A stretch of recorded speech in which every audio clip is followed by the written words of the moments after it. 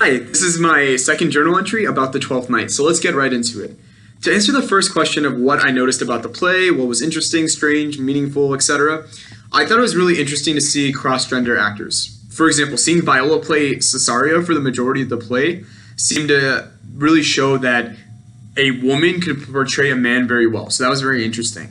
I thought the play was very fast-paced, so there were a lot of multiple different storylines, but the really central theme connecting all of them was that each individual character enjoyed some sort of romance, some type of love, and at the end of the play, it seemed as though every character ended up happily ever after, except Malvolio, of course. To answer the second question as to what values are being represented and the discussion of those values, I think persistence was exemplified extremely well by Viola.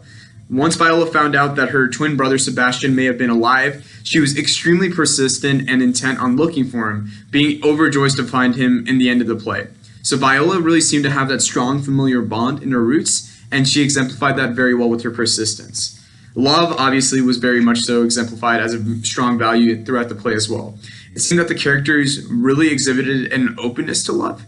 As the play was a romantic comedy, it seemed that the characters were open to marrying and loving those who they initially hadn't sought out. For example, Orsino wasn't open to loving Viola, but at the end of the play, he still decided to love her, even though he was so much invested in Olivia throughout the play. So that showed that he was open to loving other individuals.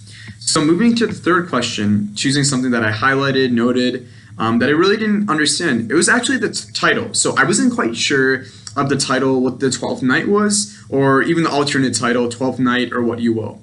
But what I found was the 12th Night refers to the Feast of Epiphany, which is a religious holiday that happens around Christmas time. And or what you will seems to just be added on with no really clear references. I think it's supposed to go along with the mood of, this idea of anything goes and that sort of general mood. So I'm able to understand the issues in context because genders were strongly divided in Christianity at the time the play was written in the 1600s.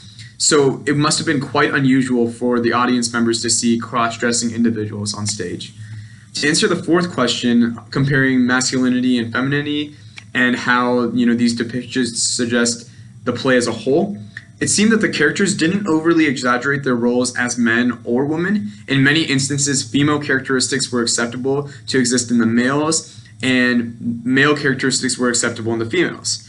So the depictions of men or women show that men and women are more defined by their appearance or clothing than their actual being or personality.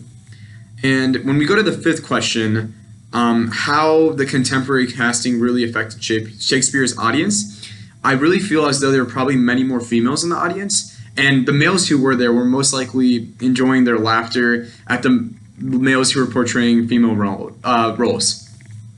And two questions that I really have are, first off, were audience members uncomfortable by cross-dressing and any sort of displacement of gender roles during the play? And my second question was, were any of the characters in the play truly in love or simply enveloped in infatuation? Thank you so much.